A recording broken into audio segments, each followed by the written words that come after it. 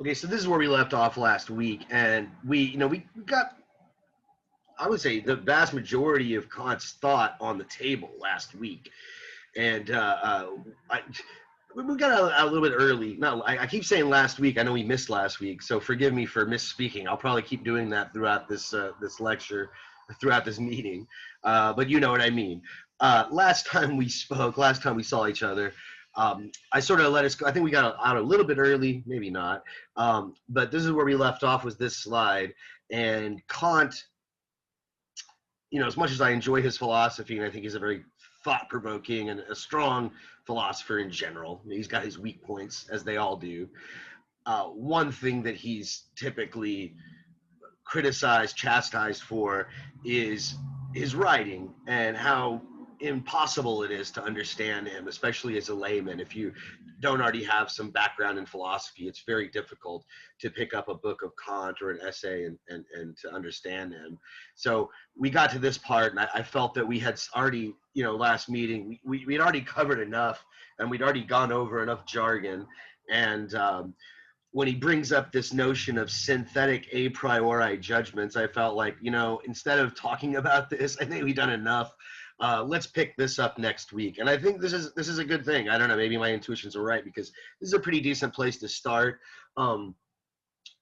We could have probably skipped this, but I think since we haven't met in a while, this is a good recap. This actually is he's expanding a bit more about the judgment, when we make judgments of beauty and how they're different from other types of judgments.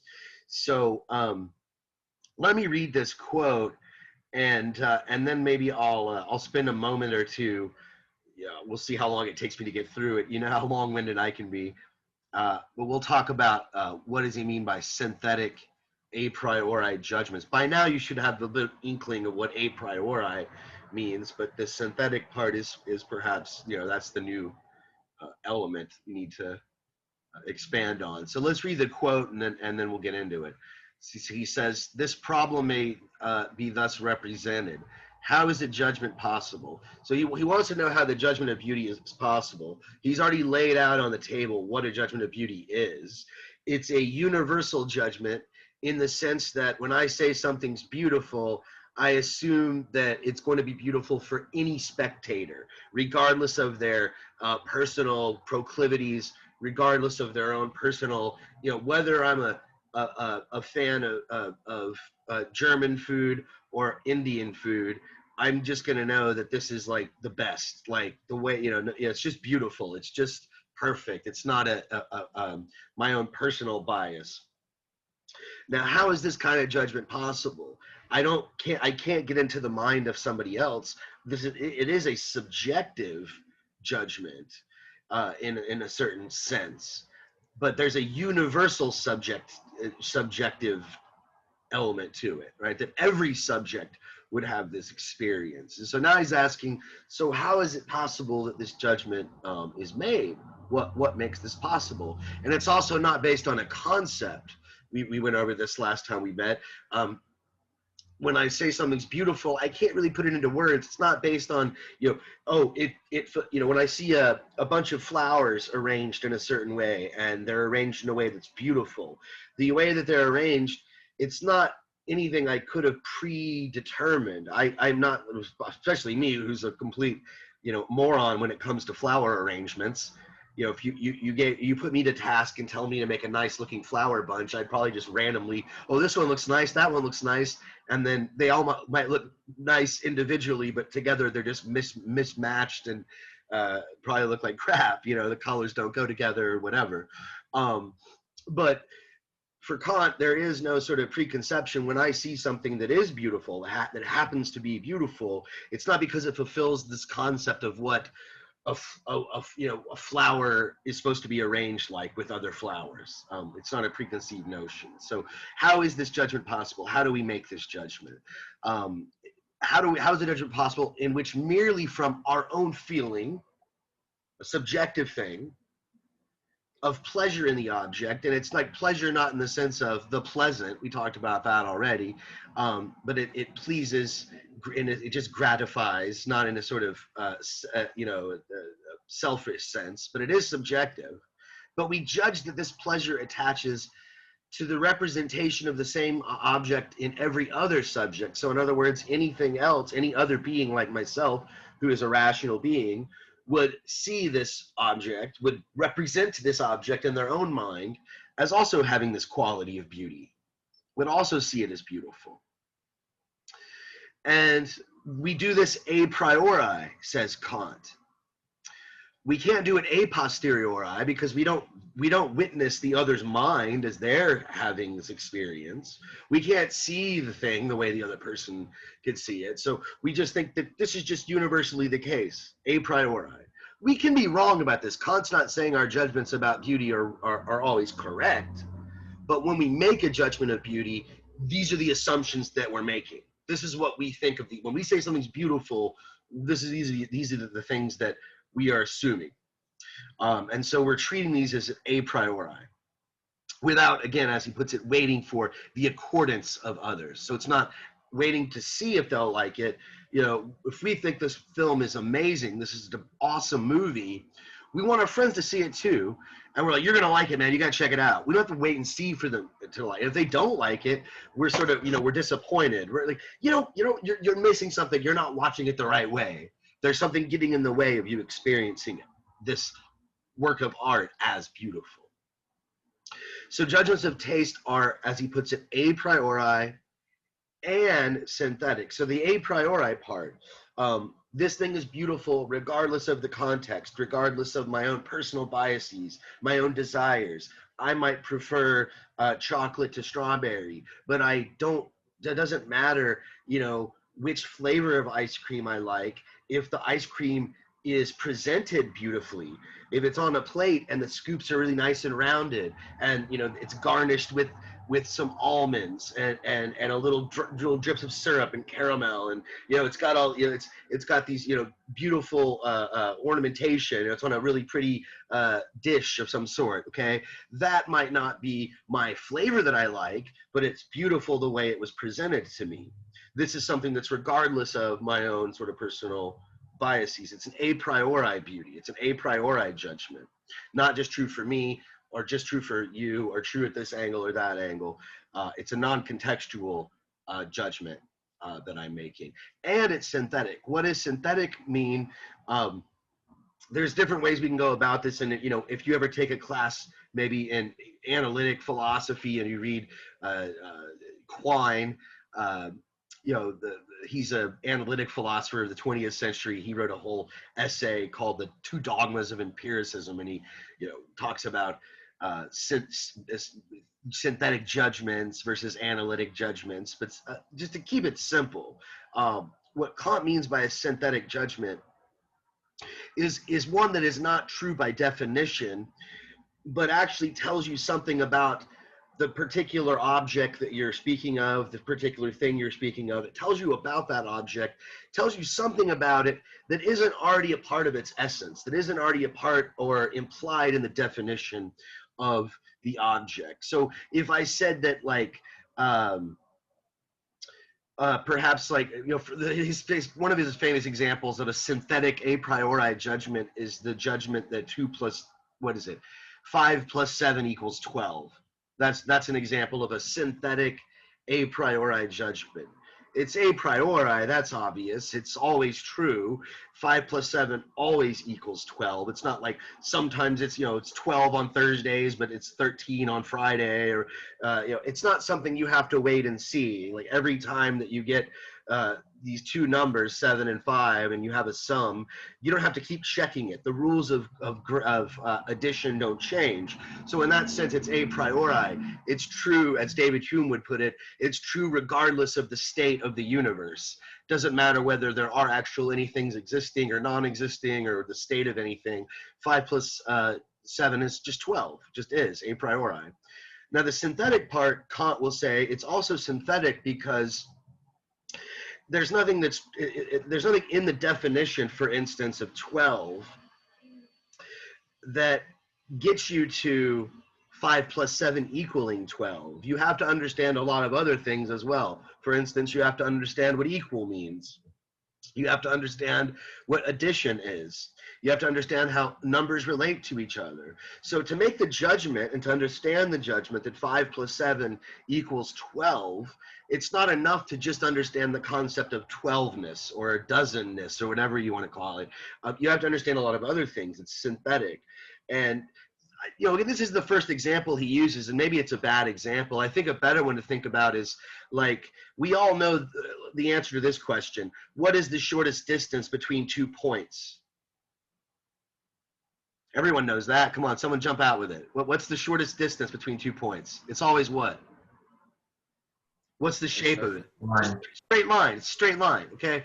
So if you look at the definition of a line, how do you define a line? I mean, it's been a while since I took mathematics, but what? Collection of points? It's probably more technical definition than that. But there's nothing in the definition of a line that tells you that it's the shortest distance between 2 points, and yet you just know that by thinking about it. You know it a priori, and it's synthetic. Kant also thinks that Newton's laws are synthetic a priori. For every action, there's an equal opposite reaction. If you know about Newton's laws and laws of physics, I'll get right to you, Hassan. But yeah, Newton's laws, again, they're always true. They're a priori, and they don't define matter. They don't define energy. It's not a definitional statement, so it's not analytic, as you would say. It's synthetic. It tells you what matter does and what energy does under all conditions. And so he thinks the same is true of judgments of beauty. They're a priori. Everyone's going to have this experience of beauty, but they're also synthetic. They tell you about the object. What is it going to do to you? It's going to give you the sort of free play of the mind's faculties, the understanding, imagination, through the purposiveness without purpose. But yeah, sorry, what were you about to jump in, Hassan? You've been waiting patiently to. Yeah, whatever Kant calls this whole thing synthetic a priori reasoning, wouldn't it be better to call it a priori deductive reasoning? Because like you take factors and then like you deduce what they must mean. Like if I have a 5 and a 12 and I add them, it must, no, I mean if I have a 5 and a 7 and I add them, it must be 12. Like that's just logic. Right. Yeah, So it depends on what you mean by deductive versus inductive, because the way that those terms are used, like in natural science, might be slightly different than the way they're used in mathematics or the way they're used in formal logic. Like if you took a class in philosophy and formal logic. So I think that he wants to treat them as deductive. He would probably say that Newton's laws are deductive, but that is something that is, that's controversial. Someone like David Hume might say, no, they're inductive. In other words, they're based on experience. They're based just on every time we see this happening, every time we observe matter or energy, it always has this property. It always, stays at rest unless it's acted upon. It always, for every action, there's always an equal reaction. But for Hume, these are just laws based on observation, and they're general laws that we see repeated, but that's inductive for him. That's not deductive. But Kant is going to argue, Kant's going to say, no, they're deductive because, we don't see, if we saw something otherwise, we wouldn't, that would not be experience, right? Like we don't see objects defy the laws of physics. If we did, we would think we're dreaming or hallucinating. If we, for instance, if we put a glass of water in the freezer and it started to boil, we would think that we're going nuts or something was wrong with the freezer, or maybe it wasn't really water, it's some other substance, So for Kant, no, even though Kant's going to say, for all we know, what's going on out there might be different, what's going on in the actual world, what he calls the noumenal, the thing itself. But the way we experience things, there's these general rules, these general principles. So all human beings experience the world as Newton presents it in his physics. And so I don't know if I want to add this, maybe I shouldn't even mention it, but he also says the same thing about ethics. He thinks that ethical laws are such, that ethical laws, what's known as Kant's categorical imperative. If you've ever taken another class in philosophy or ethics, you probably learned about his categorical imperative. That's another synthetic a priori judgment. It's a priori because it's an ethical judgment, and for him, ethics always has to be true in all cases. What's right is just right. There's no exceptions, so it's a priori. but it's synthetic because it tells you how to act and what to do. It doesn't define action. It doesn't define what action is. It defines how action should be. It gives you an actual practical, it's practical. So in that sense, it's synthetic. He's going to say that also, again, judgments of beauty have this quality. They're a priori. When we say something's beautiful, we assume that it's beautiful. It would be beautiful for everyone else, and it's synthetic, right? It tells us something about the object that isn't in the object itself, that isn't based on a definition or some sort of concept.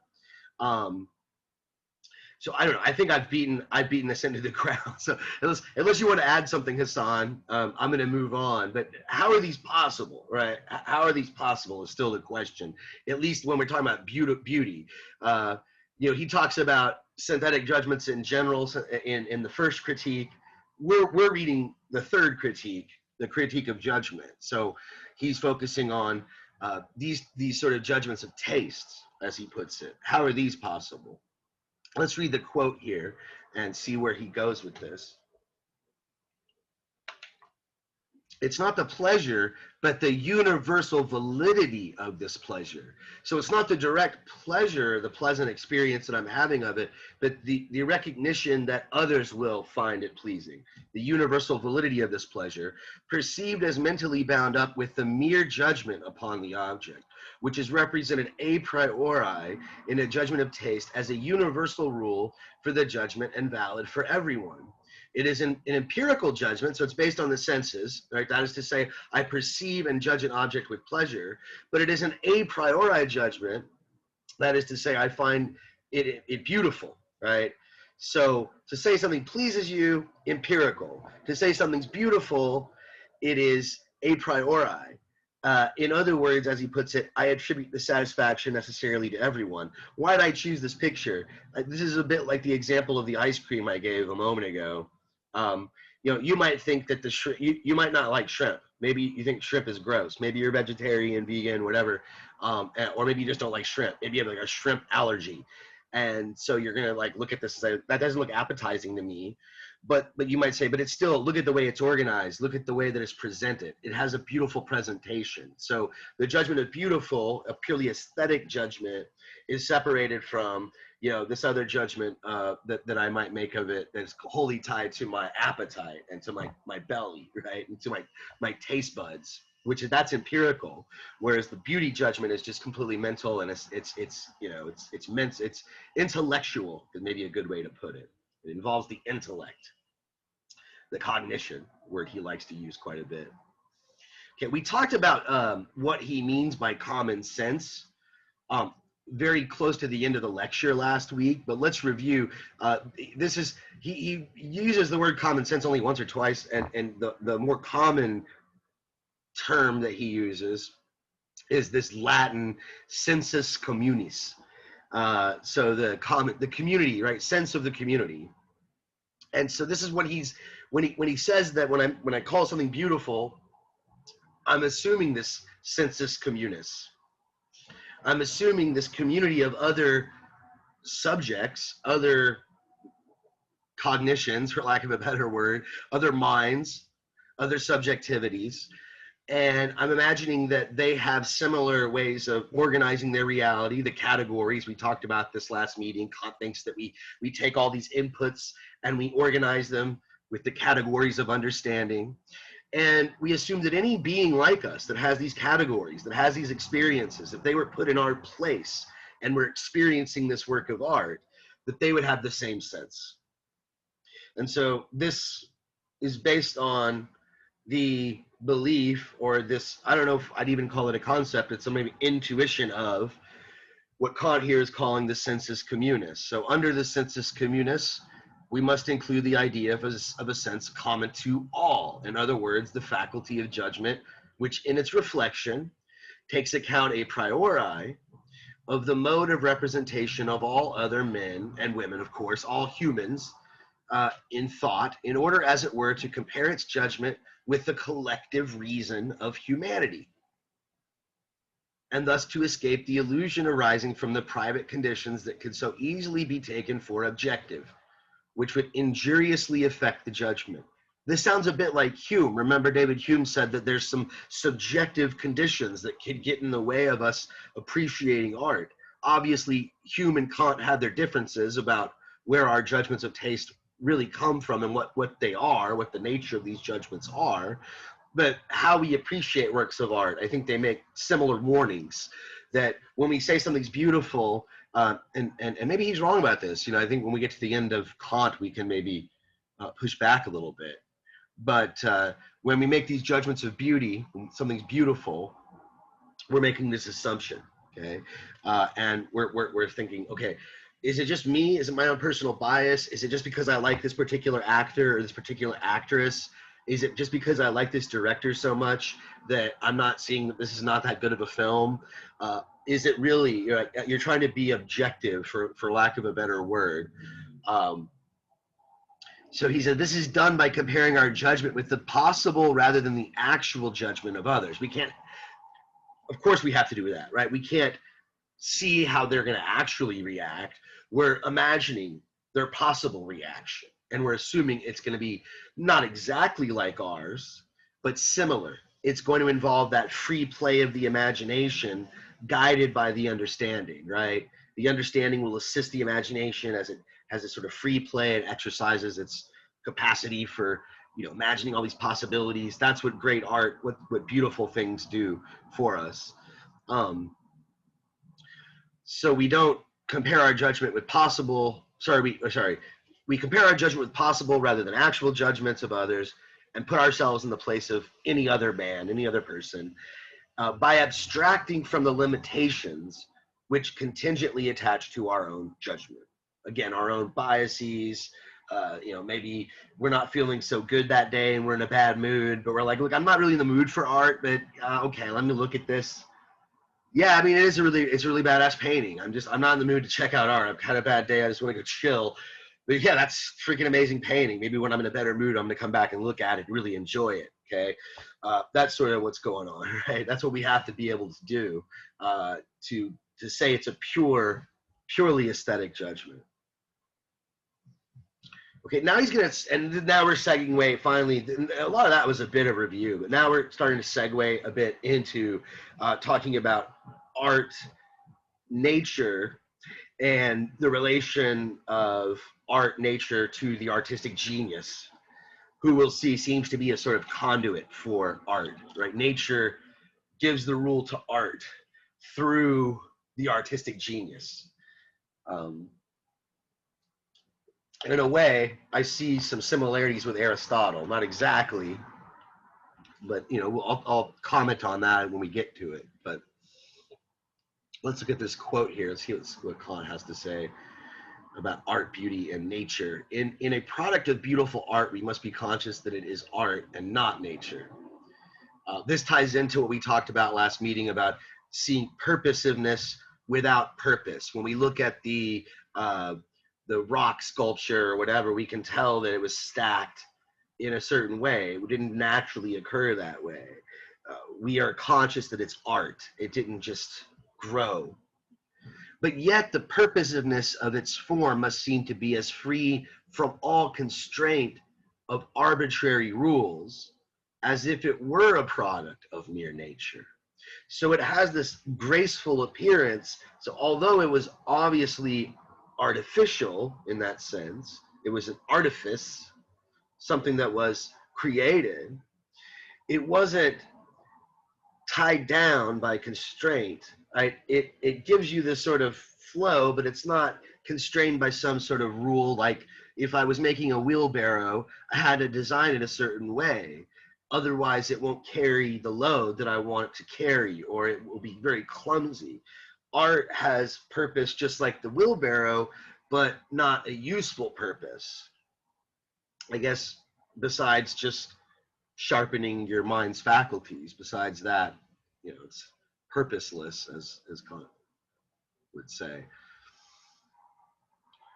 So it has to seem constructed, but not overly thought, I guess, if that makes any sense.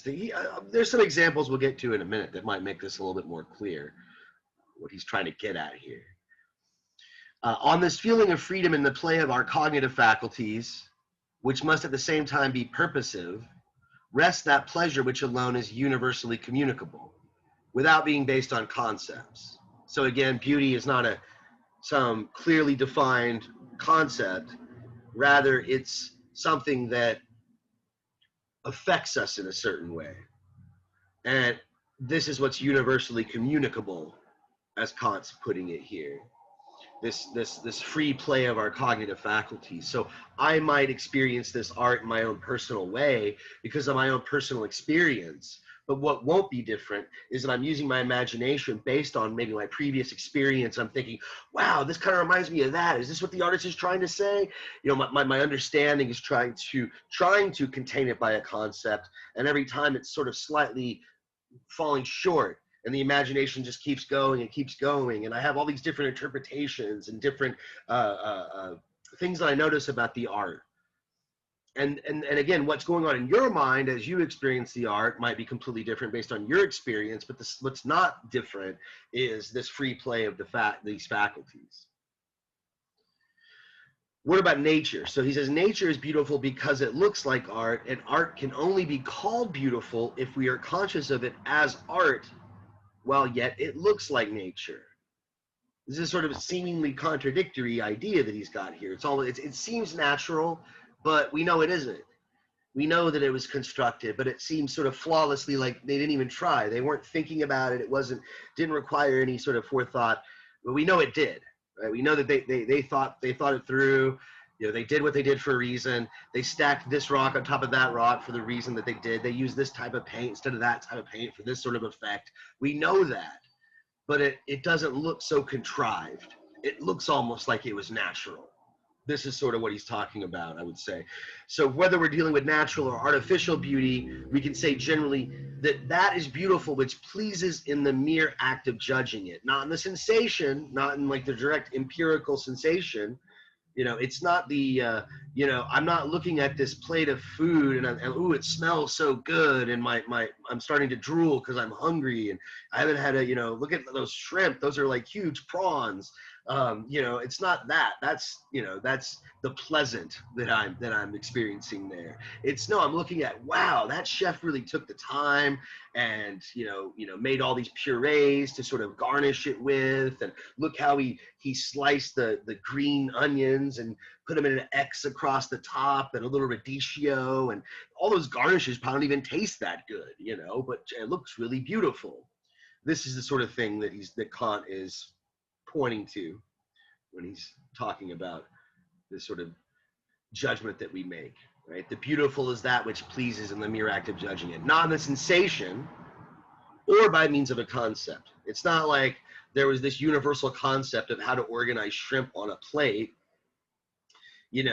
This chef, when he did this, he might have done this at several different restaurants that have different plates and have different shrimp and have different ingredients. And so he had to improvise. But as he was doing it, he knew what was going to look good and what wasn't. He put the radish on the side, radicchio on the side. Didn't look so good. Let's put it on the top in the middle, right? He's messing with it, okay?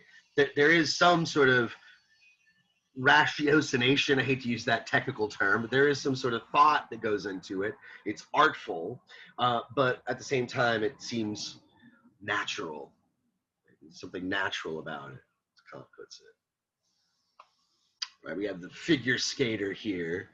As maybe a good example of this. A product of art appears like nature when, although it's agreement with the rules, according to which alone the product can become what it ought to be, it is punctiliously observed, yet this is not painfully apparent.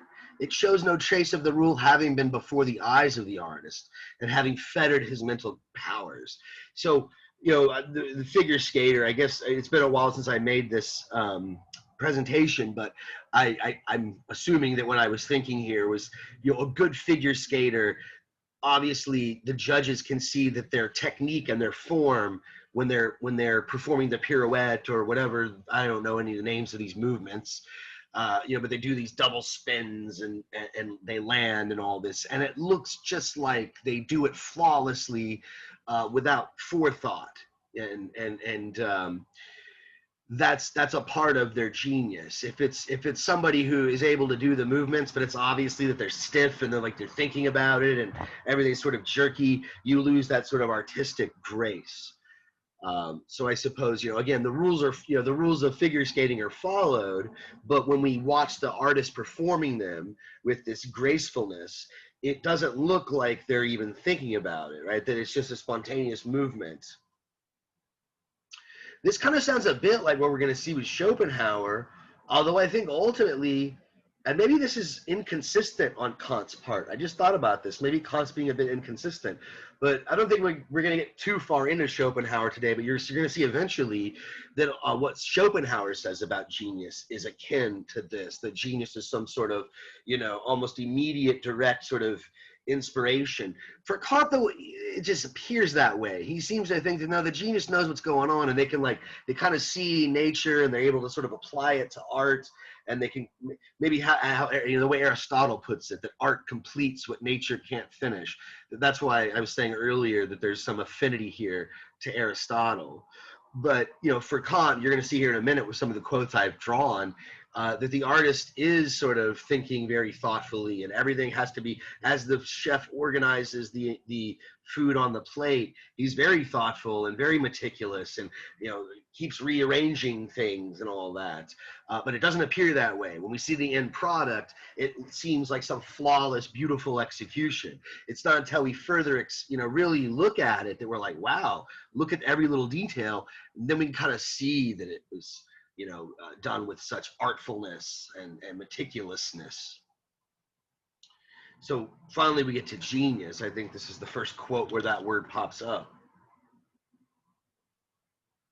How does Kant define genius here? He says, genius is the talent or natural gift which gives the rule to art, since talent, as the innate productive faculty of the artist, belongs itself to nature. We may express the matter thus: genius is the innate mental disposition through which nature gives the rule to art. Okay, so let me repeat that. Genius is the innate mental disposition through which nature gives the rule to art. What is the word innate? Who can help me? What's innate? If something's innate, it's in. So genius is innate. What's that? You can hear it. Can hear it? Like born with it, I guess. Like it's in. Oh yeah. Oh, it's inherent. I thought you said inherent. Sorry. Yeah. Yes. Yeah. Exactly. You're born with it. It's like inborn. So you're just a genius. Like you either are or you're not. It's this innate mental disposition. And so I think this is how Kant somehow ties it to nature. It's just something you're given by nature. You're naturally born with it. And so you're able to sort of see the right way to paint the picture or to write the poem. This also, now I'm starting to think, it kind of reminds me a bit of Plato. If you remember, he thinks that the poets don't even have knowledge. It's like direct inspiration.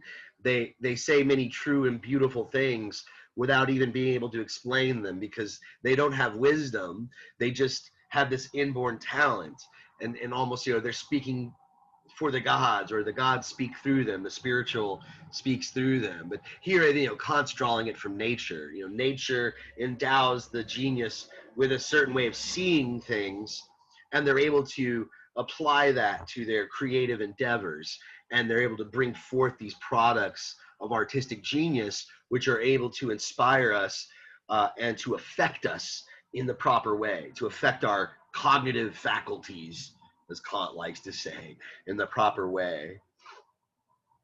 So let's see, more on genius. Okay, because it's not based on a concept, I think we've already explained that enough. Beauty's not based on a concept, some definition. Beautiful art cannot be devised under a rule. Now, this is something that you're going to see. You could argue that there's elements of Aristotle that are somewhat like this, although I don't think for the most part, he seems like a rules-based aesthetics theorist, but you're going to see this, Kant's going to say it, Hume has said it, that you really can't sort of make these general rules for art, and there'll always be exceptions where some art will break these supposed rules and still be a great work of art. And so Kant is pointing to the reason for this. You just can't do it. It's just this innate knowing. It's this innate talent.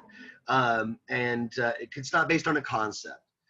So it can't be devised under some rule according to which the product is determined as possible. So for Kant, a sense of product can never be called art without a preceding rule.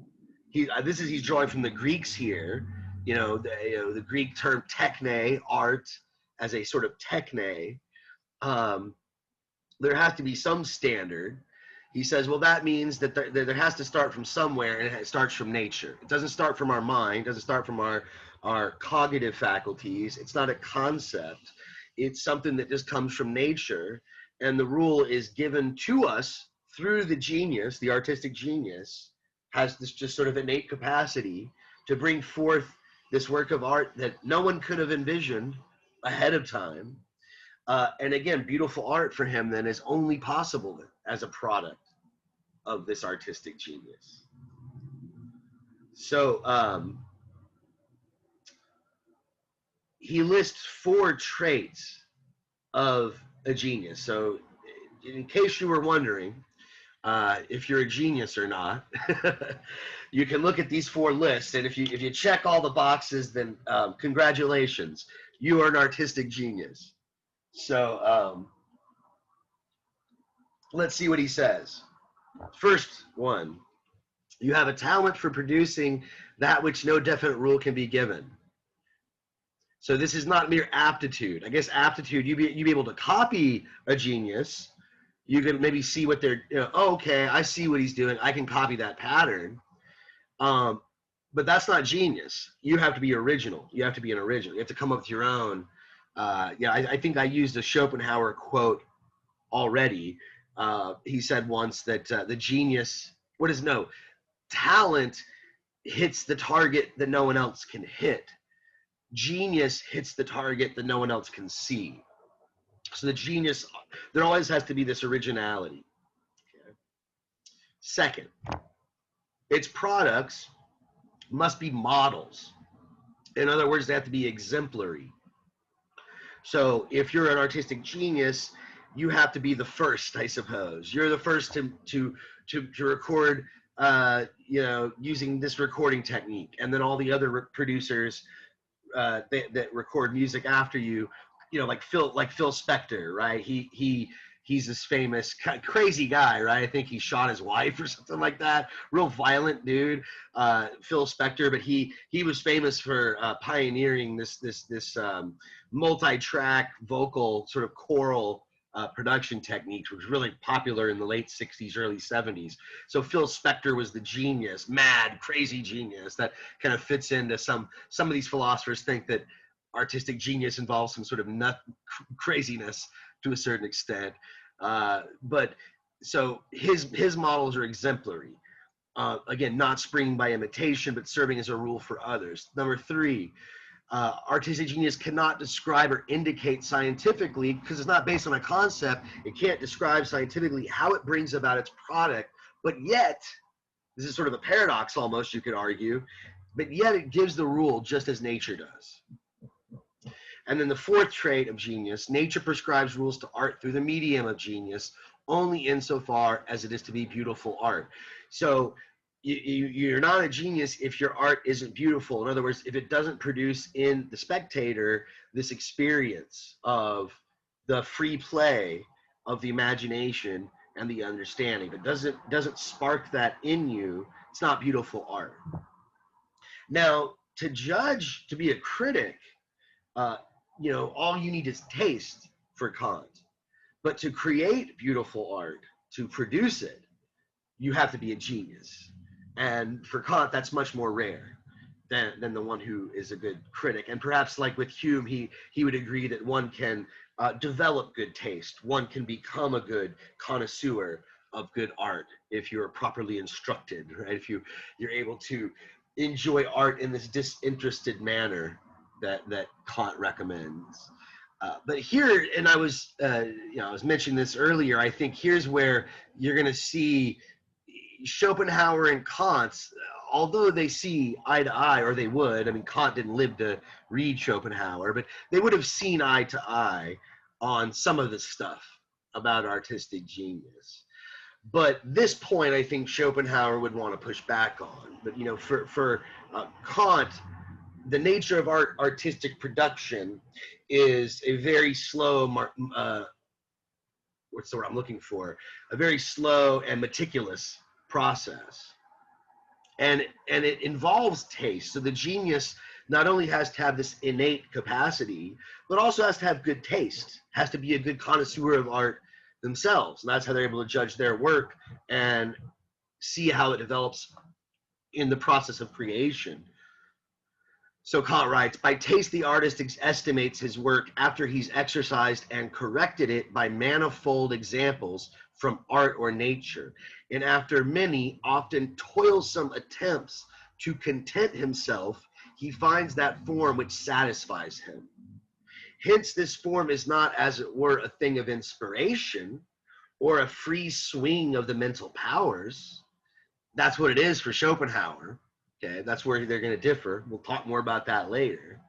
So it's not this sort of instant inspiration. That might be the beginning of the production, but it's a slow and even painful process of improvement by which he seeks to render it adequate to his thought without detriment to the freedom of the play of his powers.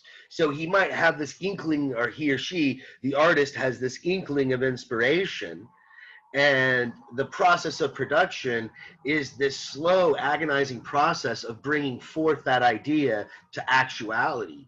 This is also a bit like Aristotle. You have this final cause, you have this purpose, this telos in your mind that is there before the product is even created. You have this conception, and the process of artistic production is finished when the product is finished, and the product is finished when I guess the blueprint in your mind is completed. Similar thing going on here with Kant. Not so much, not so much with Schopenhauer. You're going to see for Schopenhauer, true art is more directly tied to what he calls the will.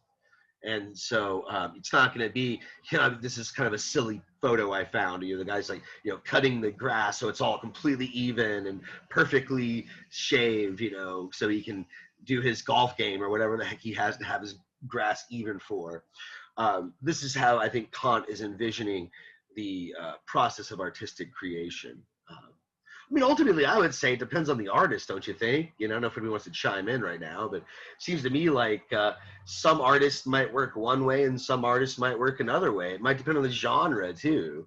If you're a jazz musician, you might be more improvisational. And if you're maybe you're like a James Joyce novelist, you're more meticulous and take forever to write your book. Who's the guy that did Game of Thrones? George R.R. Martin. What has he been working on that last book for like 8 years now or something like that? He's probably more the Kantian style, like everything's got to be perfect, got to rewrite this and rewrite that and make sure every scene's perfect.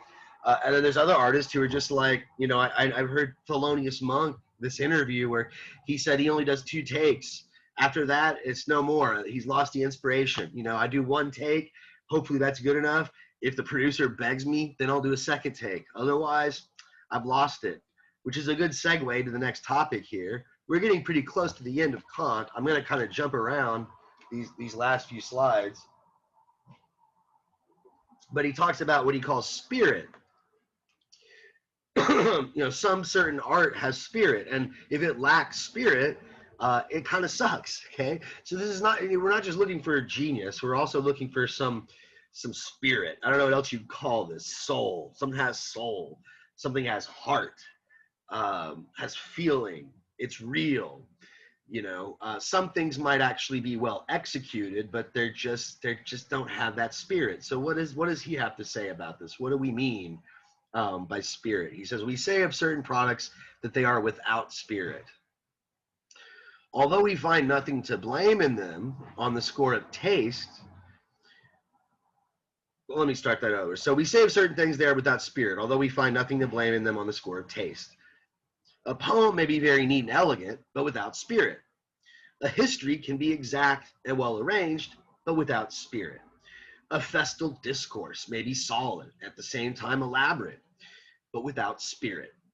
Conversation is often not devoid of entertainment, but yet without spirit. Even a woman, we say she's pretty, an agreeable talker, courteous, but without spirit.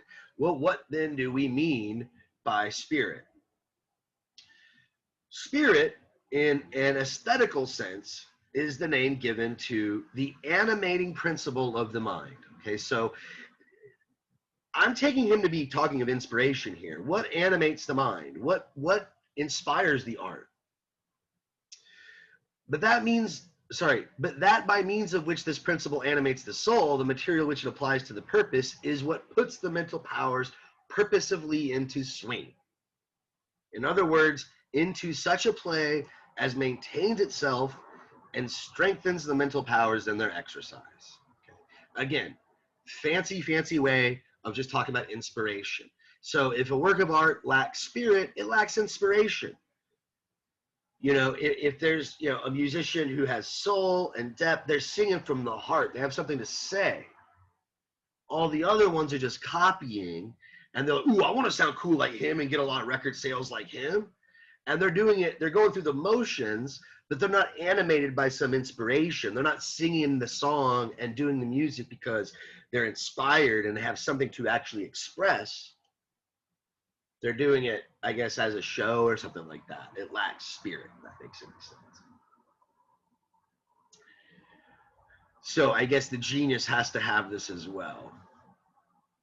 A little bit more on genius here. We're getting pretty close to the end, so hold your horses. We'll get to Schopenhauer before you know it. I can run through this pretty quick, actually. I'm looking at it. Genius is the exemplary originality of the natural gifts of the subject and the free employment of his cognitive faculties. In this way, the product of a genius, so the works of art, as regards what is to be ascribed to genius, not possible learning schooling, is an example, not to be imitated, for then that which in it is genius and constitutes the spirit of the work would be lost, but to be followed by another genius, whom it awakens to a feeling of his own originality, and whom it stirs so as to exercise his art in freedom from the constraint of rules, that thereby a new rule is gained for art. His example produces for other good heads a school, i.e. a methodological system of teaching according to rules. Okay, so the kind of, you know, convoluted quote, no surprise there with Kant, but genius inspires genius in the sense that, you know, so how does this work? How do you be inspired by a genius and also be a genius yourself? Well, you have to do it in your own way. You do it with an originality. As I was reading this quote, I was simultaneously trying to think of examples, and unfortunately, the only example that came to my mind is one that probably no one here will be able to relate to, unless there's some jazz aficionados in here. But I'm thinking of, and if someone says a better example, please chime in. I think maybe from hip hop you could think. I just don't know enough about the history of hip hop to really make a definitive statement on, you know, hip hop geniuses. But, you know, when it comes to like jazz, for instance, you could look at a performer like Coleman Hawkins. Okay, so Coleman Hawkins was one of the first jazz saxophonists to really use the saxophone. Oh, I should warn you, I've got contractors outside, so if you hear a bunch of banging and stuff, that's sorry. Nothing I can really do about it. This is about the most quiet room in the house right now. They're working on siding. But anyways, if you look at Coleman Hawkins, okay, you got this saxophonist who made the saxophone a main instrument in jazz. Before that, the trumpet was sort of a centerpiece. It was a solo instrument. Coleman Hawkins, the way he styled his music, he expanded the range of it, and then he influenced people like Charlie Parker, otherwise known as Bird, and Lester Young, and eventually you can trace his influence to people like John Coltrane, who, that's probably the only person anyone's ever heard of here, John Coltrane, out of all the people I just mentioned. But, you know, if you look at that, you could say, like, okay, obviously, I like it. Someone mentioned Elvis. That's a really great example. I'm going to start over with Elvis, but let me finish my jazz example. Okay, so, you know, if you look at John Coltrane's style compared to Coleman Hawkins, it's completely different. They're not the same saxophonists. But if it wasn't for Coleman Hawkins opening up that realm of the ability for the saxophone to be a solo instrument, and certainly Coltrane was inspired by Hawkins and Charlie Parker and all that. But yeah, you mentioned Elvis. I mean, if Elvis inspired so many other people, you know, he was inspired by others too. He sort of ripped off a lot of the R&B, the rhythm and blues music of from Chicago and Memphis, and sort of styled himself after some of the rockabilly and things like that. But certainly Elvis had his own style, his own way. He never wrote he didn't write any of his music, but he had his own style, his own way of doing it. There's only one Elvis, only ever will be one Elvis. But then if you look at people like Danzig, right? That's someone who is influenced by Elvis. Okay, if you're a fan of the Misfits or just Danzig or whatever, but look at how different Danzig's music is from Elvis, but the vocal styles are similar. Then you got people like I don't know if anybody here, you might not be familiar with the Cramps, but the singer for the Cramps, they're like a rockabilly band from the 80s. The singer Lux Interior, he was influenced by Elvis, but obviously Lux Interior, the singer for the Cramps, completely unique in his own way, right? So, okay, now I guess I'm going out on a limb to call all these people I just mentioned geniuses, but that's the point, is that each of them were influenced, you could say, by Elvis, but they weren't a carbon copy of Elvis. There were a lot of those in the 60s and the late 50s. There were a lot of carbon copy Elvises that no one remembers their name. They're like one-hit wonders, and they all just tried to look like him with the haircut and the leather jacket and the pelvis shaking and all that stuff, but they were just carbon copies, whereas you have other more original artists. Okay, you mentioned Led Zeppelin. Yeah, sure. I mean, I wouldn't say Robert Plant. He definitely didn't style. I would say his mannerisms, for sure. The way Robert Plant sings with his pelvis out, that's Elvis, right? There wouldn't have been Robert Plant with his pelvis looking all, getting all the women to woo if it wasn't for that. Yes, Hassan, you wanted to jump in? Or? Yeah. So for genius inspiring geniuses, is it okay to think of it as like geniuses awakening other geniuses? So it's less like, it's not less copying, or more like, one genius has like the rallying flag and every other ones are just sitting in the margins, and they see the flag and like, ooh, I gotta enlist my own originality now. Right, exactly. So, if you look at some of the very first hip hop artists, when they created their music, it opened up the possibility. And so other hip hop artists came out. If you listen to like the old, like early 80s hip hop, it sounds completely different than late 80s hip hop. And that sounds different to 90s hip hop. But, again, like you said, it artists that might have been creative otherwise, they see a form of art, a way of doing art, like Picasso and Gauguin and what's the guy, Georges Braque. You see these painters who, they see Cubist art and they're like, oh, wow, so I don't have to paint representational art. I don't have to paint paintings of actual things. I can just paint crazy paintings of cubes and shapes and weird stuff. Like, I don't like the way he does it because it's too rigid and I don't like the color scheme, but I'm going to do it abstract. I'm going to do some weird stuff. I'm going to splatter it. I'm going to be Mr. Jackson Pollock and do splatter paint. Or I'm going to be Kandinsky and I'm going to do more design stuff, and I'm going to be more meticulous. Or I'll be Joan Miro, which is kind of a mix of the two. Exactly. That's a good way to put it, Hassan. It's just that they don't copy. They just, they open the door for a possibility. Other people who already have this innate creative faculty, they see, oh, wow, I like the way he used that. I'm going to do it, but differently. I'm going to do it, but in my own way. So, yeah. Yeah, that quote. Andrew's got a bunch of good comments here. Good artists borrow, great artists steal. I'm not so sure Kant would agree with that, right? It's actually would probably be neither. They don't borrow, they don't steal. They're inspired by, right? They see that and they're like, oh, cool, I don't want to copy him, but now I can actually use other media besides paint. Wow, he's using shattered glass on canvas. That's kind of cool. I'm going to use sand, or I'm going to use dirt or whatever, right? I'm going to have all these textures on my canvas. So maybe I'm not going to use glass because I don't like working with glass. It's kind of dangerous, but I'm going to use these other, so again, you're not copying. Again, you're just inspired. Forgot the word that you used, Hassan. Maybe it was just the word inspired, but it was, right on the right track for sure. What was that? Awakened. Awaken. There you go. Awaken. Like there's something in, you're just like, aha, there's like this epiphany or something. I'm going to skip a lot of this stuff at the end. To me, it's just a bunch of sort of like wordy technical hair splitting stuff. And some of it's kind of silly, this sort of hierarchy of the arts. Maybe I will read this thing about poetry.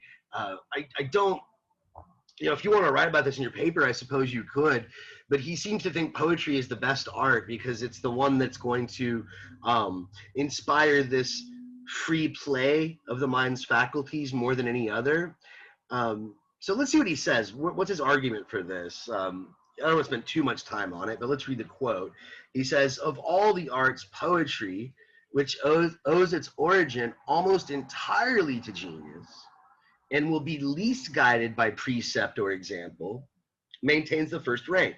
So he thinks that poetry is the least, it's the most original in the sense that it's the one that you can't really copy someone else to be a genius.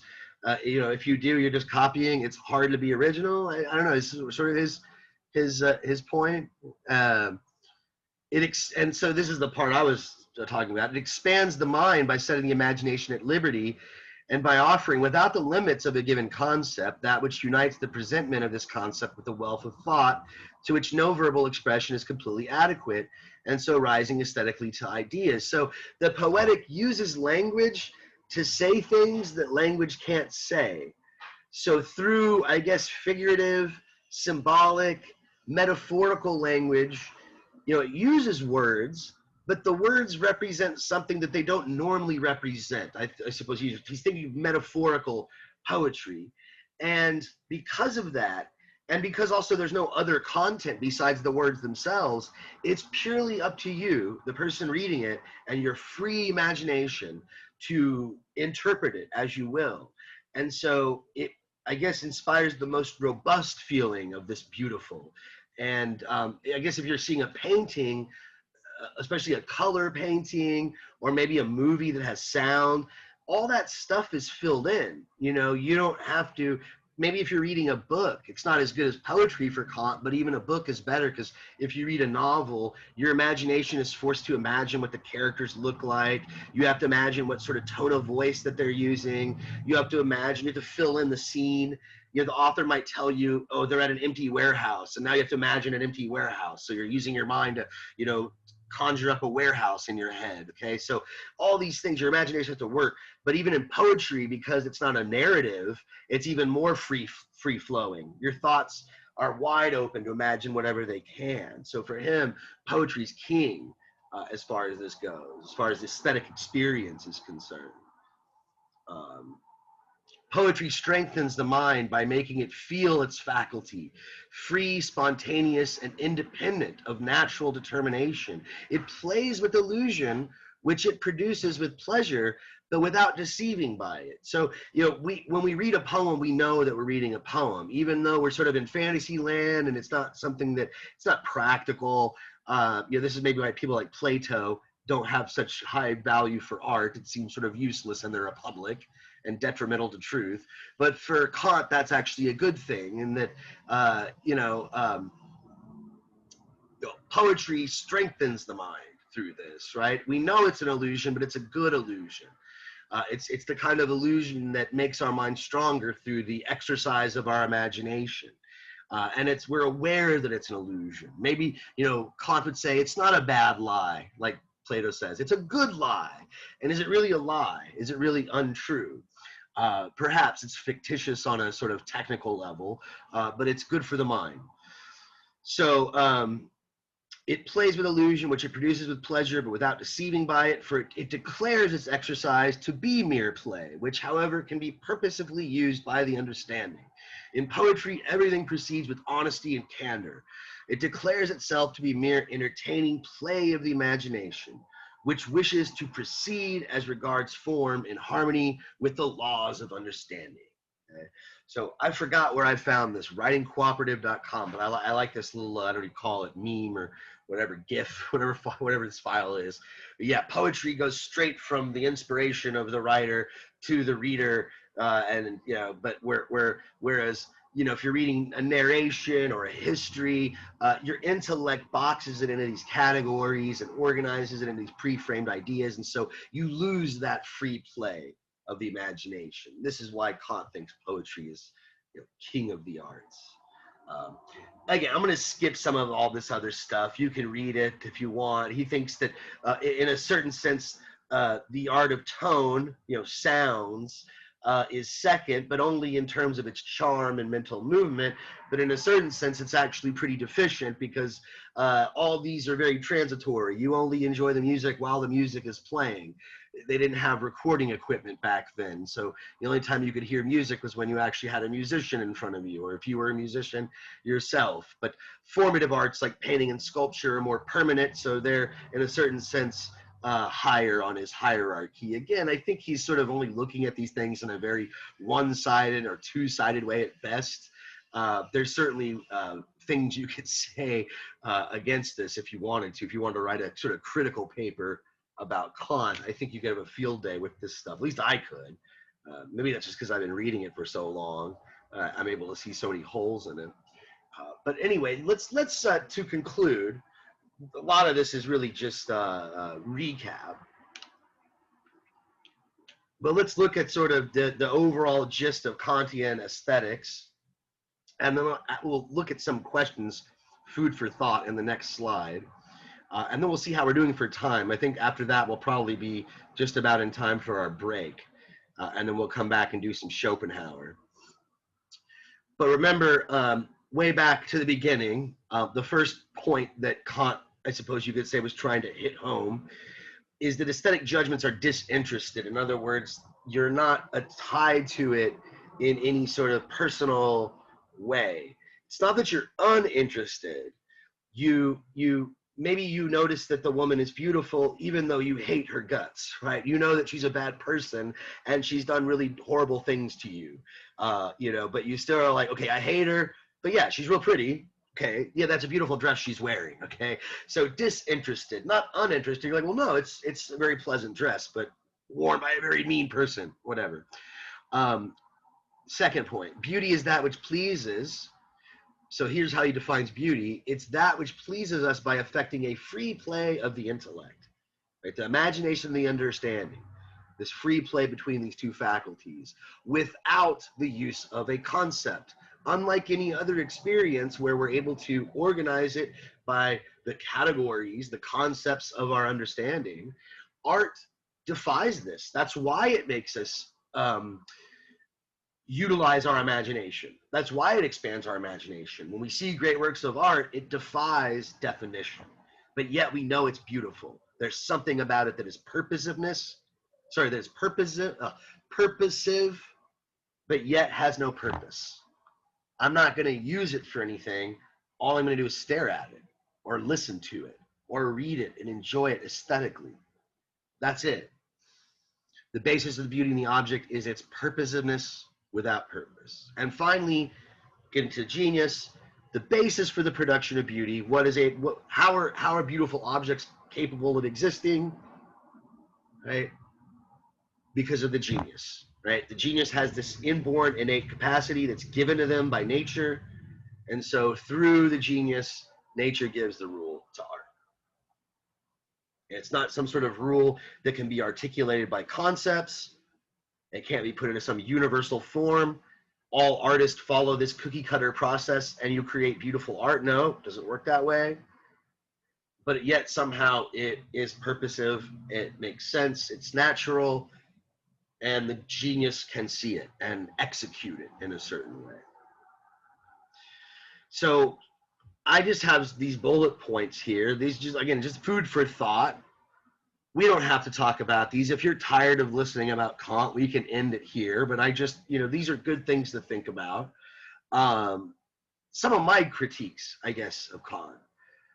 When we talk about art, does art always fit these models? Like the model of Kant, a film, does this is this beautiful because it makes us imagine, it makes us, our imagination sort of provokes our imagination. Sometimes a film can do that if it has something to do with like a social issue, it's political or something like this. It might, we'll watch a movie and we'll be thinking about it for a week or two after the film is over, after we've already watched it, because it made us think about society in a certain way, or maybe thought about our relationships with other people in a certain way. And so in a certain sense, but sometimes a movie is just really cool and it's just really well done. It's very artful and aesthetic, but it doesn't necessarily have this sort of function. How about dance? If you go see a ballet, maybe especially a modern ballet, if it's just completely all beautiful, that's it. I don't know. I mean, maybe I'm just being too hard on Kant here. I guess if you go see like modern dance, a bunch about modern dancers dancing choreographed to like Philip Glass or Steve Reich or some really repetitive ultra modern classical music. Usually you've got these amazing sets with amazing lighting, almost like these Terrell installations here. You have like some weird lighting set on stage, and I suppose that this could provoke one's imagination. I suppose that I think Kant would probably be critical to think that, oh, they're just amusement and you're just going to be entertained by them. Whereas a poem will have this, you're expecting a meaning, but yet the meaning is, there's an infinite amount of interpretations. So, yeah, Terrell's one of my favorite artists too, Andrew. Yes, for sure. I'm looking at the comments. I don't know. He might be my favorite living artist right now. I'm not sure. I have to think about that. But yeah, I'm like, does Terrell fit? I think he kind of does, but you have to really stretch your example to see that Terrell's art, these art installations, people walking in a room. But Kant actually, if you read the reading, he says that he doesn't talk about, obviously he doesn't talk about Terrell, because James Terrell's like way after Kant's time. Kant dies in 1804. But he says something about light shows or shows of light. I'm sure, like, back then they had like puppet shows and shadow shows where people had these intricate light, not fireworks and stuff, but they would actually like project lights onto a wall of different colors, and it'd be all time. He seemed to be pretty critical of those. He's like, oh, those are just cheap carnival art. That's not the kind of deep intellectual art. And I don't know. I have a problem with that. I'm like, how so? I mean, really, just because it is pretty. I mean, and that's all it has. There might be only one element. It's only the sight. There's no sound involved or other senses, but that's true of a lot of other art forms. So what? So also too, the other question you might ask yourself is, when we make judgments about beauty, do they always take the form Kant is describing? And I think this might be, he's trying to make this argument that whenever a human being, whenever a rational, and maybe even an alien being, Kant, I think in his the groundwork, and he's talking about rational beings. He says even extraterrestrials might count. As long as they have categories of understanding and they organize their world the way we do, they see everything in time and space, and it's all organized by the categories. So any being that is rational, that sees the world and organizes their experience in the way that we do, whenever they see something and they judge it to be beautiful, and they say that word beautiful, or I guess schön in German, right? Es ist schön, right? Whenever they say that, this is what they mean. This is what they mean. And he's making this sort of psychological claim, you could argue, that humans are hardwired. We're hardwired with certain concepts. And I don't want to say that there's a concept of beauty, but there's an experience that we all have, we're all privy to. All of us have had this experience where our imagination, our understanding, this free play, and we all, when we say beauty, that's what we're referring to. We're referring to that experience. Well, I would argue that Kant is really not making a psychological argument as much as he's making a linguistic argument. He's talking about the way we use a word. And if we use this word a certain way, then we must be understanding it a certain way. And so he's trying to iron out what conditions have to be in place for us to have this kind of an understanding. So he thinks, well, we have to assume others will like it. The sensus communis. We have to assume that it was created. It wasn't just grown. It has some purposiveness, but it's not used like a tool. So it's purposiveness without purpose. Um, I think he's right in some cases. Sometimes when we say something's beautiful, that's exactly what we mean. But sometimes we say things are beautiful and we mean something different. I think that, I'm kind of with Wittgenstein. I think I've mentioned Wittgenstein earlier this semester when we were talking about Plato and the forms. That, there's a universal form of beauty, and all things that are beautiful, they all are somewhat like the beautiful itself. There's this universal concept, this form, this archetype. And Wittgenstein's like, no, beautiful means what it means in that context. When I say that this is beautiful, maybe I do mean that it makes my mind wander and it makes me have this great experience that's intellectual and expands my, my imagination through the use of my understanding and all. But sometimes it's just really awesome, like it's just cool. And that's it. That's all there is to it. It's just the experience itself, just being immersed in the experience. Also, too, can we always separate what's pleasant about art from what's beautiful, like Kant wants us to?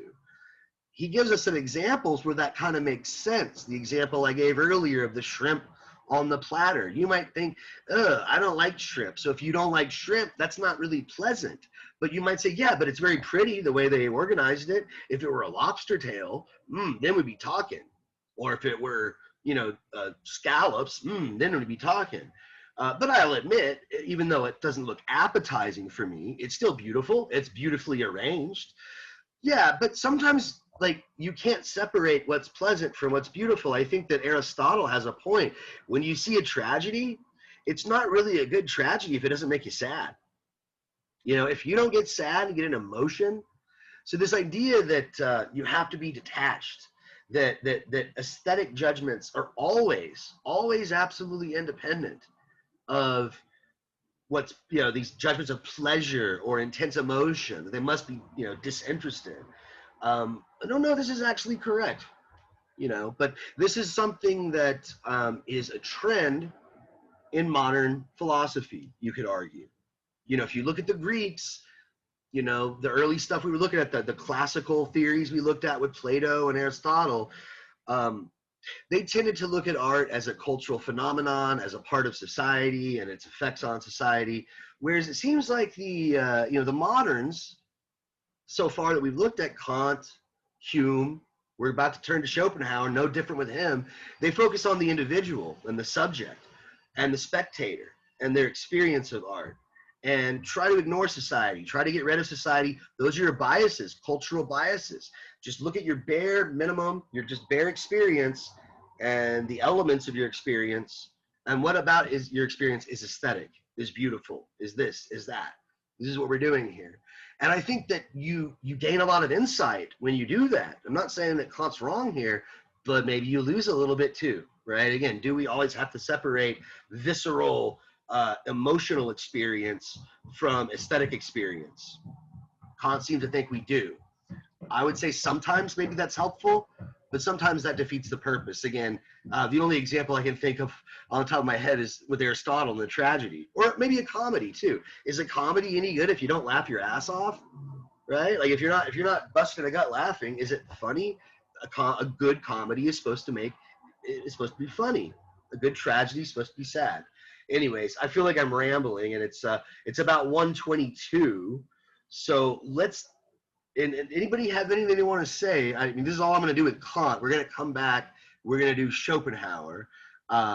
If you think of something over the break, I guess you can bring it up when we come back. We can still talk about Kant if you want to, but I like to just go ahead and move on to Schopenhauer, sort of make up for lost time. But my computer time says 1:22. Let's go ahead and take, I guess, a full 18 minutes. We'll start up again at 1:40, at least when my computer says 1:40. So let's get started with Schopenhauer. And these are excerpts from The World as Will and Representation, which is his most famous work. It was a 2-volume book. Most people, if they've read it at all, have only read the first volume, unless you're just a Schopenhauer nerd. and we're just obviously we're getting excerpts from it. There's a nice portion at the beginning that just gives an overall view of Schopenhauer's idealism, and we're going to cover that today. So, in our textbook, it's not all aesthetics when it comes to Schopenhauer. You get a general view of his philosophy, but by the end of class today, it won't take us long. But by the end of class today, which is coming pretty short, pretty soon here.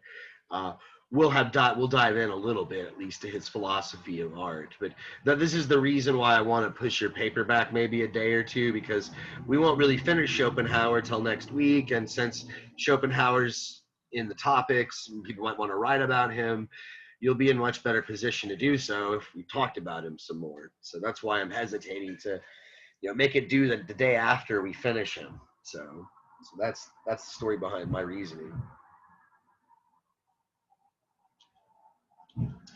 Well, let's look at this book, the excerpts that we have, and try to unravel what Schopenhauer has to say about art and beauty.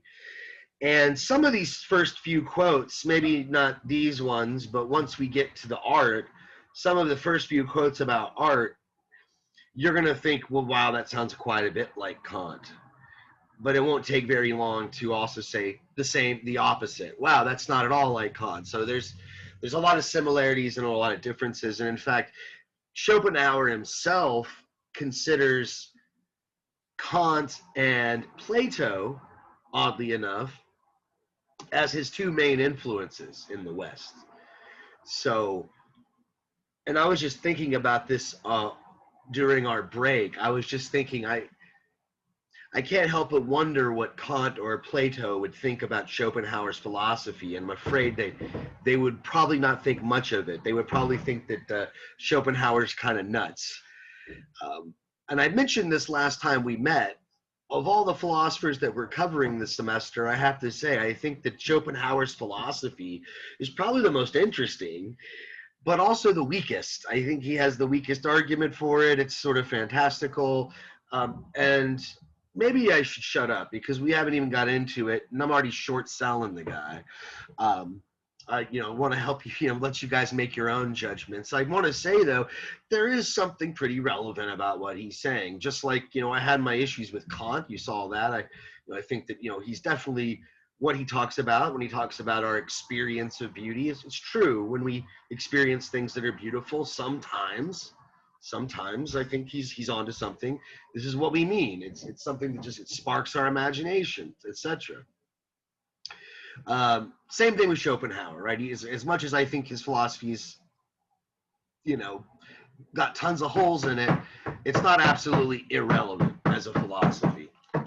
Okay, so a lot of noise in the background here. I'm going to pause for just a second.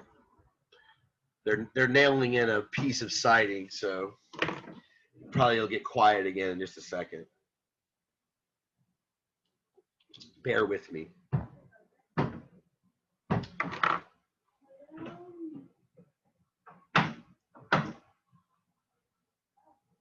Okay, so this first quote, the world is my idea.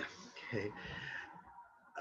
For a lot of people, this is something that's often misunderstood about Schopenhauer, and I think you misunderstand him. He's an even weaker philosopher than he sounds. Sorry, this is very distracting. They're almost done, I swear. They said they'd be done about an hour and a half ago, so I'm hoping this is the last.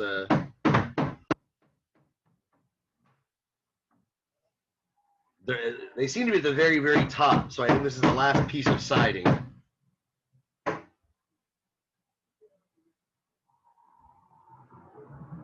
All right, well, let's talk about this quote. What is he? I'm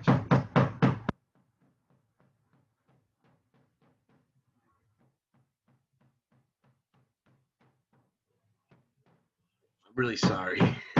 My apologies. Horrible timing.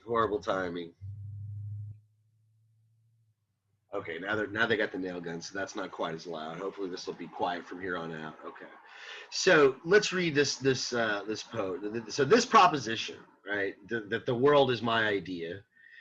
Schopenhauer claims that. So when we're talking about the world, what do we mean by world? Okay, in the most broadest sense. Okay, what a world is always going to basically amount to or boil down to my idea. In every case, when I say the world, it's a worldview, it's a world conception.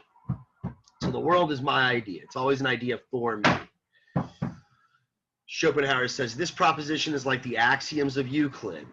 You know Euclidean geometry. You start with these axioms that are self-evident. Two parallel lines don't intersect. You just true. They're just true.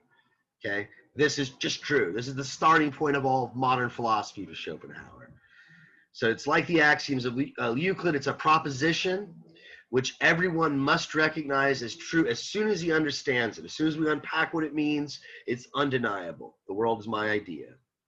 Although it is not a proposition everyone understands as soon as he hears it, it is only after men have spent their labor for thousands of years upon a mere philosophy of the object that they've discovered among the many things that make the world so obscure and doubtful. The first and chiefest of this is this, that however immeasurable and massive it may be, the world, its existence yet hangs by a single thread. And this is the actual consciousness in which it exists. So this is a form of idealism, basically. Schopenhauer's philosophy is a form of idealism. There are no objects without a subject. And he seems to be characterizing when he says that it took labor of thousands of years of a mere philosophy of the object. I take him to be referring to the Greeks, right? They're looking at objects. Aristotle looks at the seed that turns into the plant, right? Matter and form. Plato's trying to understand chairs and chairness and the world out there. It's not until you get to Descartes and the modern philosophers that subjectivity becomes the center of it all. All that we see and represent and understand is represented to our mind, to our consciousness. That's the single thread by which all objectivity, all objects which make up our world, hang. This is his argument. This is a form of idealism. And this is like, again, always a subject. No object without a subject. All objects are understood by a subjectivity. In other words, they're ideas. And so for Schopenhauer, again, this acknowledgement and the elaboration of this proposition that the world is my idea, along with what he calls the relation between the ideal, the world, the ideas, as I experience the world, how it's represented to me, the relation between the ideal and the real, of what he calls the world in the head and how it relates to the world outside the head. This is the old representational theory of knowledge. All knowledge is representations in my mind. All experience is representations in my mind of some object out there. What is the object out there? It appears to me in a certain way, but what is the actual object in itself? The rationalists like Descartes thought that you just use mathematics to get to the actual object. Everything else is subjective. But if you can measure it and quantify it and understand it mathematically, geometrically, that's true.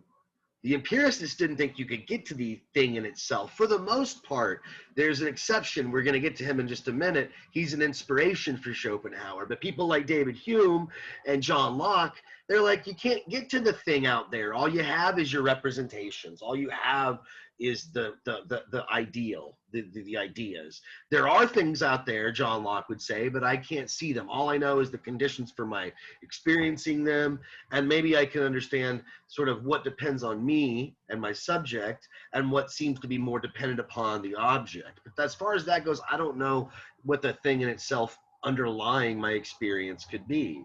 And for Kant, he kind of follows the same tact. You can't get to the thing in itself. Philosophy has to give that up. That's a part of his Copernican revolution in philosophy. Forget about the objects, right? Forget about this philosophy of objects. Let's look at the subject, the person having experience, having knowledge. What makes these things possible? What makes experience possible? What makes knowledge possible? What makes synthetic a priori judgments possible, to use his lingo? These are the good questions for philosophy. And Schopenhauer is following in Kant's footsteps to a certain degree, but he's going to have a different answer for this, right? How do I gel? How do I bridge the gap between the way the world is and the way the world appears? This question is distinctive for modern philosophy. It's a distinctive feature of modern philosophy. It's trying to iron out this question, and at the same time realizing that the subject is the starting point. Consciousness, myself, as the origin of ideas, as what's having the ideas. This is what is distinctive of modern philosophy. And really, I guess you could say it begins with Descartes.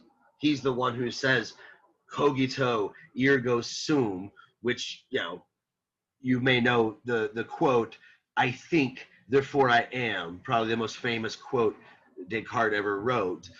This is where we start. And for Schopenhauer, this is where we have to stay. We have to stay with the cogito. We have to stay with the thinking thing.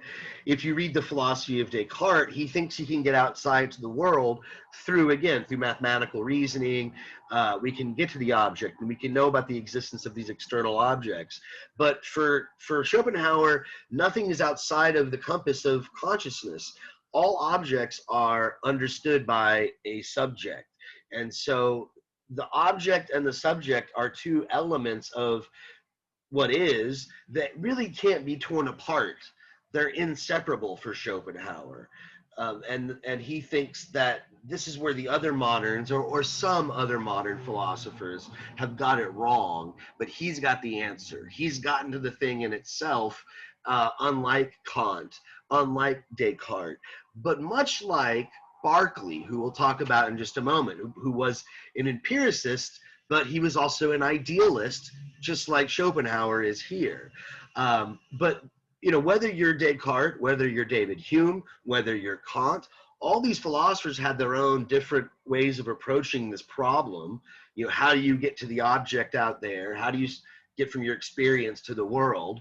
How do you know that it's, what you're seeing is like it appears to be, or is different? How do you, they all start, they have different answers for that question. They have a different approach to answering that question, but they all start from this cogito, from Descartes' starting point, the idealistic standpoint, the thinking thing, the subject. All things are objects for me. The one thing I can't deny is I'm thinking.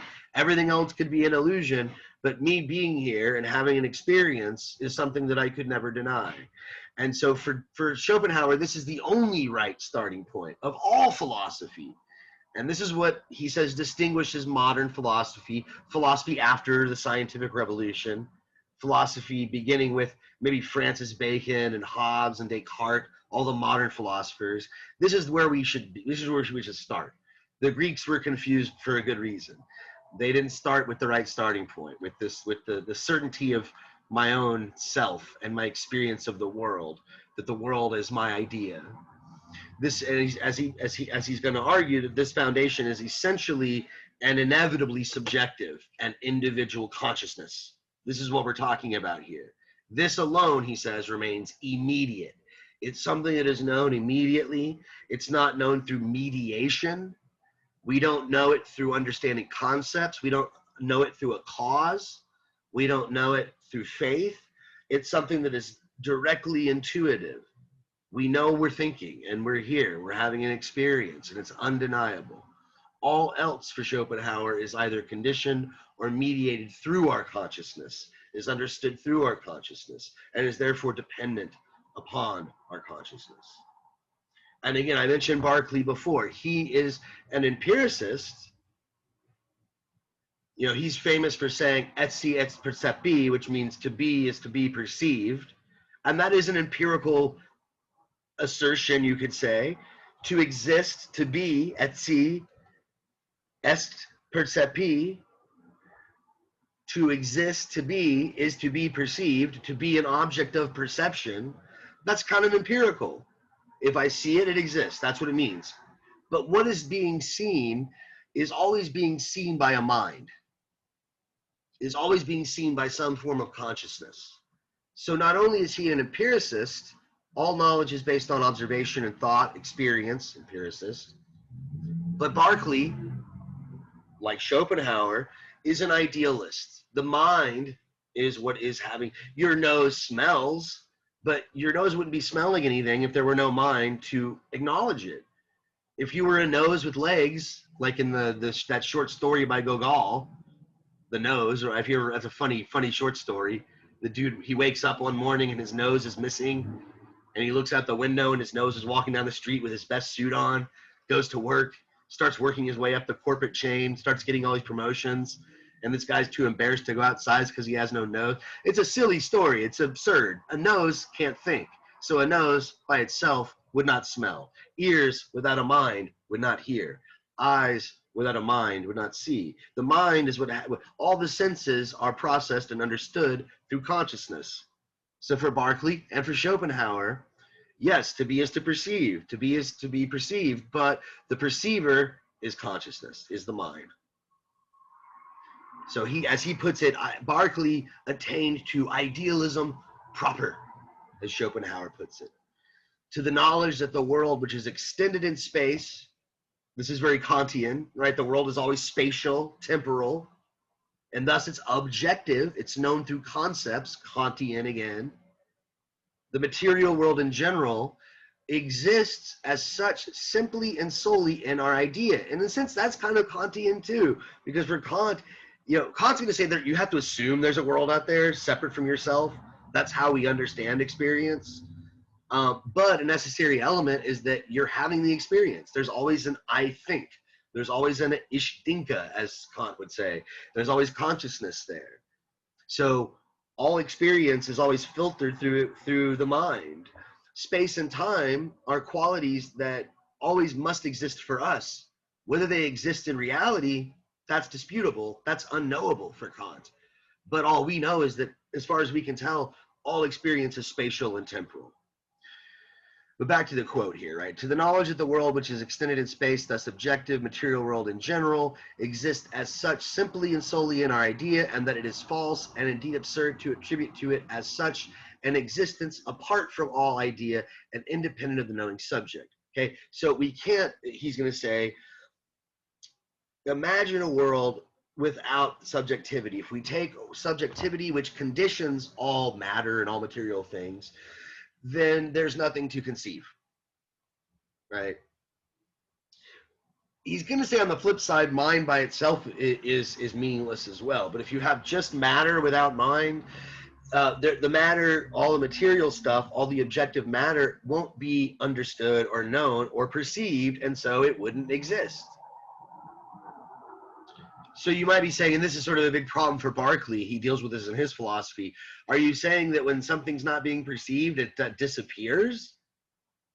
So if I don't look at it or think about it or imagine it, it's no longer in existence? Yes, that's what Berkeley believes. But Berkeley was a bishop. He was a very religious man, and he believed that God perceived everything at all times. So that gets rid of the problem of, your desk disappearing whenever you leave the room and all your property disappearing whenever you're not looking at it, but all things have, but they only exist insofar as they're perceived by some mind somewhere. For Berkeley and for Schopenhauer's making this argument, he's going to say that it is absolutely absurd or even inconsistent to think about an object without a subject. Again, pure idealism. There's no object without a subjectivity. There's no greenness without someone seeing green, without a mind that recognizes it to be green. You could argue maybe there's a potential greenness. There's something that could be potentially green if a mind sees it, but until that mind sees it and it's affected by this thing that jumps out at it, there is no concept, there is no object for anything at all. The true philosophy must be idealistic, he says. So it has to start with the starting point. It has to start from the mind, the ideas. So he says the true philosophy must be idealistic, for nothing is more certain that no man ever came out of himself in order to identify himself directly with things which are different from him. But everything of which he has certain and therefore immediate knowledge lies within his own consciousness. Again, whether or not there's a world out there, maybe I'm living in the matrix, maybe it's all illusory, it could be all an illusion. These objects might not be real, but they certainly exist as insofar as I experience them. They definitely exist as ideas. They definitely exist as a part of my experience. They could be dreams, they could be in my head, if you're like the Descartes, but nevertheless, I'm having them. This is the one thing I can never doubt. So this must be where we start, idealistic philosophy. And he's going to maintain this too. For Berkeley, we can back up to this drawing here. The object is not out there. There is no object out there. Right? The thing in itself is the idea, is what we're experiencing. There's no out there. Right? The object is just one element of two, I guess, not opposition or opposing, but complementary poles. He uses this. There's sort of the objective and the subjective poles. There's the will on the one hand, pure will, and then there's the idea on the other. But it's all located within this compass here. There's no out there, in a sense. It's all idealistic. This is the idealism of Schopenhauer and Berkeley to an extent. But the first principles of science must have certainty. Okay, so if you're doing science, you're looking for first principles that have certainty. So beyond consciousness, therefore, there can be no immediate certainty. First principles of science must have such certainty. For the empirical standpoint of the sciences, it is quite right to assume the objective world is something absolutely given, but not so for the standpoint of philosophy, which has to go back to what is first and original. So as he's saying here, when we do science, and in a way you could argue, now I've just realized this is very much like Husserl. You don't need to know this, you really don't. Husserl is kind of for specialists, but just since I said his name, I guess I'll write it here. But yeah, Husserl is I did this privately. I should change to everybody. Okay. Husserl says something similar. You make a similar point to what Schopenhauer is saying here about science and versus philosophy. Science takes this sort of standpoint. It just assumes that object out there exists independently as an object. It takes the objective third person standpoint, as Husserl would put it. And that is exactly what it should do, Schopenhauer thinks. So when you do philosophy, you have to make the assumption that this bottle of water is an actual bottle of water independent from my mind. But you're doing something different when you're doing philosophy. You have much more stringent and more strict rules for certainty. You can't even assume that this exists. All you know is that you have the experience that it's existing, that you have the you think that it's existing, you think that you're having this. That's all you know. That's where you have to start with philosophy. It's a much higher standard for certainty. So that's a bit like Descartes. If you've ever read the Meditations, he has a similar standard for knowing something, and Schopenhauer wants to maintain this as well. So only consciousness is immediately given. Therefore, the basis of philosophy is limited to facts of consciousness, i.e., it is essentially idealistic. Now, Husserl would not like to see himself as an idealist, but he certainly does try to limit himself to consciousness. Again, I probably shouldn't say too much about Husserl because it's, again, kind of more for specialists that doesn't have a whole lot to do with philosophy of art. But let's say what he says. There's a couple more slides I have here on idealism, and then we can finally get more into how this applies to aesthetics.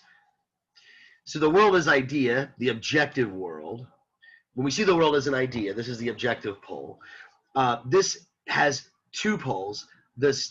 So the world can be understood from a purely conscious level, from just as a product of my consciousness, or as something that my consciousness experiences. Okay. The simple knowing subject without forms of knowledge, that's one pole. And the crude matter without form and quality. Remember, for Schopenhauer, he's much indebted to Kant. The mind plays a very active role, even though the mind might not be aware that it's doing this, but the mind takes in all the crude matter without form and quality and sees it as having a certain form and having a certain quality and having a certain quantity and having a certain relation, and et cetera, et cetera, et cetera. The mind does this. So the mind by itself, this completely abstract, empty, formal thing that gives form to what is just brute, crude material. These are the two poles that he speaks of. Both are fundamental conditions of all empirical perception. All experience, all empirical perception is made up of these two fundamental conditions, right? Subject, object. We can't separate the two. Thus, the knowing subject, merely as such, which is the presupposition of all experience, stands opposed as its pure counterpoint to the crude, formless, and utterly dead, in other words, will-less matter, which is given in no experience, but which all experience presupposes. This also is very Kantian. Kant, again, another part of his Copernican revolution in philosophy is to try to uncover what makes experience possible. We all have experience. What conditions have to be in place for experience to take place? Like, for instance, he thinks we have to have categories. In order for our experience to have the order that it does and to be meaningful, which it is, it has to be organized. And so there must be some principle of organization. Another thing that we have to presuppose in our experience is that it's my experience. There's always a unity to it. There's always a thing I call myself. It might not be something that's in my experience. I don't see the self, but the self is having the experience. There's always the ich denke, the I think, says Kant. That's a presupposition for all experience. And Schopenhauer is agreeing, yes, that the self, the subject, the knowing subject is an assumption. All experience presupposes a subject. But it also presupposes, and this is Kantian too, Kant's going to say, even though you can never see the thing in itself, just the thing as it is, apart from how you see it, you have to assume, well, something's causing me to see the desk. I don't know what it looks like just apart from me in my mind, but it must be assumed, what he calls will-less matter, Schopenhauer calls here. This is also presupposed in all experience. So what's the mistake of all these philosophers so far? Where have they all gone wrong? Well, he says the fundamental error of all systems is the failure to understand this truth. Intelligence and matter are correlates. In other words, the one exists only for the other. Both stand and fall together. The one is only the reflex of the other. Indeed, they are really one and the same thing, regarded from two opposite points of view. And this one thing I'm here anticipating is the manifestation of the will, or the thing in itself.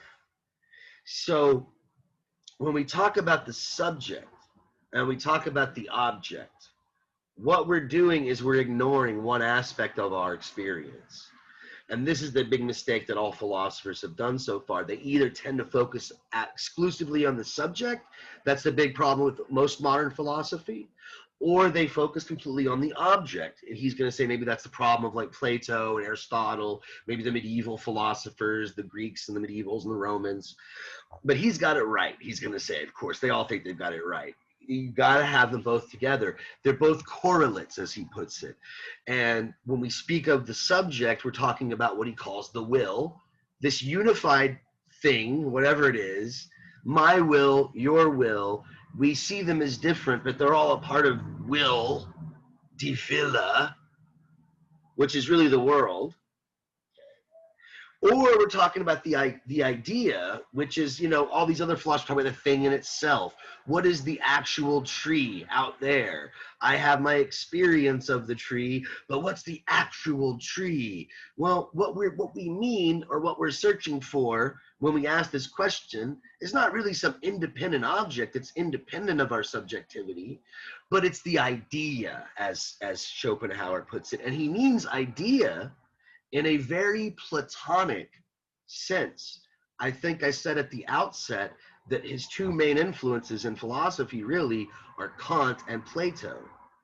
I would say Kant influences more or less the subjective side of the coin, and Plato, you could argue, he influences the objective side of the coin, the idea. So when we talk about the thing out there, the object, we're really talking about the idea.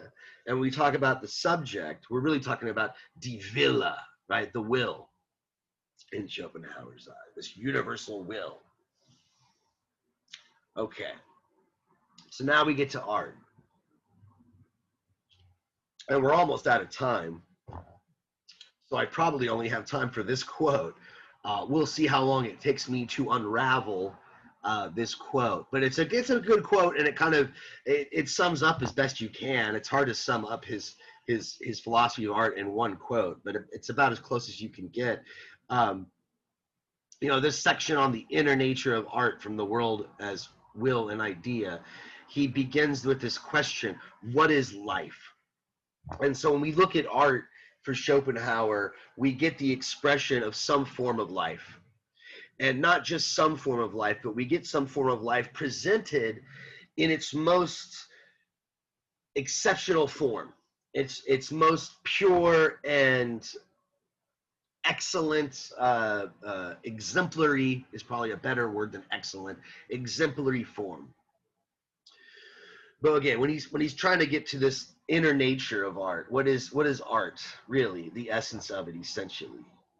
He begins with this question: what is life? And he follows it with this long, convoluted answer, but let's see what he has to say. What is life? Every generation and successful work of art answers this question in its own way, with perfect correctness. So art answers the question, what is life? But all the arts speak only the naive and childish language of perception, not the abstract and serious language of reflection. This sounds kind of like he's dissing art. And since I mentioned he's got such a big influence, Plato is such a big influence, you might lend yourself to that interpretation. That might lend you to have that interpretation. But don't be deceived. He loves art. He thinks art is a very important thing. But when he says it's a light, it speaks the naive, childish language of perception. Art is always perceptual. It always has to do with the senses. Whether we're talking about music, painting, sculpture, performance art, all of these are visual in some sense or sensual. They have to do with the senses. But they're doing the same thing as philosophy in a certain sense. Philosophy does it with reflection. You reflect on philosophical truth to understand it. You perceive truth with art. You perceive beauty and truth and idealistic expressions of the will in art. So every generation and successful work of art answers this question, what is life, in its own way with perfect correctness. But all the arts speak only the naive and childish language of perception, not the abstract and serious language of reflection. Their answer is therefore a fleeting image, not permanent and general knowledge, like philosophy. Thus, for perception, every work of art answers that question. Every painting, every statue, every poem, every scene upon the stage. Music also answers it, and indeed more profoundly than all the rest. For in its language, which is understood with absolute directness, but which is yet untranslatable into that of reason, is the inner nature of all life and existence that expresses itself. So we'll get to this at the very end of Schopenhauer. So next week, when we get to close to the end of our exploration of Schopenhauer, he says this about music, that music is the best art. We just got done talking about Kant, but given what art is, the inner nature of art, that it's an expression of will and a representation through perception of some Platonic idea. More on that next week. Since that's what art is, I lost my thread there because they're pounding outside, but let me look at the quote. Oh yeah, because that's how we define art, music does this in a way that is very direct and very profound and unlike any other manifestation of the will that we know of. And so for Schopenhauer, there's a special place in his heart for music. And in fact, I know I was a music major myself for a little bit over a year. I couldn't quite hack it. I just didn't have the patience or the time for all the ear training and sight singing and all that stuff. Have a deep respect for music majors if there's any out there listening. Mad respect, props to you for sure. But I remember when I was a music major, I knew a few Schopenhauer friends. He's actually Schopenhauer fans, professors. So he's actually popular in music departments. People like Schopenhauer quite a bit. You could maybe even argue, I don't know if this is true, but I wouldn't be surprised if it's a fact, that Schopenhauer might even be more popular in music departments than he is in philosophy departments. He's probably more studied there than he is in philosophy, unless you take a class in philosophy of art or something like this. But we have quite a bit to go here. But again, he has a lot of great things to say about art. This is why I'm thinking, if Plato read him, I wonder, he'd probably think he's crazy and almost get angry at him, especially when you see what he says about Platonic ideas and what he takes them to actually be, that they're actually perceptible. This is something I think that would really shake up Plato, and he wouldn't like it. Also, I don't think Kant would like the way that Schopenhauer uses his philosophy as well. But he's quite a fascinating thinker, and so I know we're getting pretty short on time. So I guess I should probably end it there. This is a really good place to stop, and I think I've given a nice, good general intro to Schopenhauer. But I'll leave open the meeting for just a few more minutes if I need to. Otherwise, you guys are free to go. But if you want to stick around and ask me any questions, or if you have any concerns, we got one more week before Thanksgiving break.